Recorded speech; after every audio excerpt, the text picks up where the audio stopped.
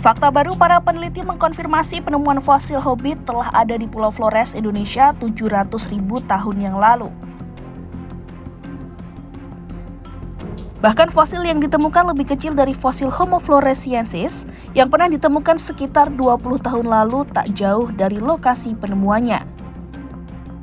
Yosuke Kaifu, profesor asal Jepang yang terlibat dalam penelitian ini, awalnya menyadari bahwa fosil yang ditemukan adalah spesies Homo floresiensis yang masih anak-anak.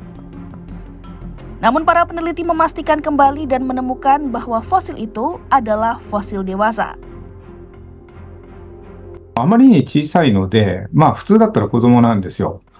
ですが、そもそもフローレス検事に小さいことは分かってましたから、歯と顎は小さいことを知ってましたので、これはちょっと確認はしなければいけないと思ってました。で、組織学的な分析というのをやったんですが、新潟医療福祉大の澤田先生、という専門家に頼んで、その分析をやってもらいました。で、結果はちょっとびっくりで、あまりに明らかというか、明らかに大人っていう結果が出たもんですから、これはちょっと、嬉しさと驚きと両方混じった感じだったですね。こんなに綺麗な結果になるかっていうのが。Fosil baru itu ditemukan di sebuah situs bernama Matamenge yang disebut berasal dari endapan yang berusia 700.000 tahun lalu yang diperkirakan milik nenek moyang para hobbit. 一つ面白いのは、おそらくそれより面白いのは、その後ずっとその小さい体のままいたっていうことですね。ギャンブアの、化石は6万年ですけど、そうすると60万年間おそらくずっと小さいままでいた。あまり大して進化もせずにですね。で、これ同じ僕らの仲間のホモ族の人類ですけど、一方で大陸では、どんどん脳が大きくなっていって、大きな体を持って脳が大きくなる進化が起きて、やがて私たちホモサピエンスが現れます。Dalam penelitian terbaru ini juga mengkonfirmasi fosil menunjukkan memiliki lebih banyak gigi dan fragmen tulang lengan atas yang mungkin merupakan yang terkecil dari jenisnya.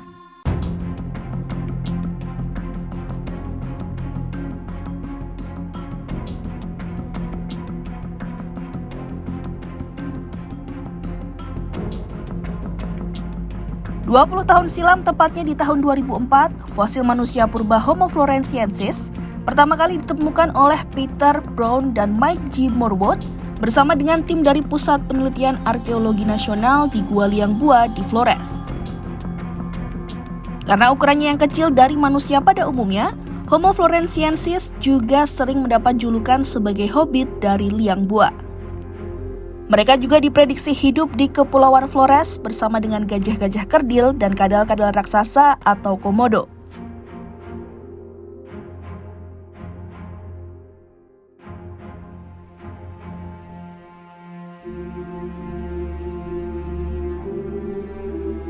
Penemuan fosil terbaru dari jenis Homo floresiensis ini pun memicu perdebatan antara para peneliti terkait revolusi hobbit yang menjadi begitu kecil.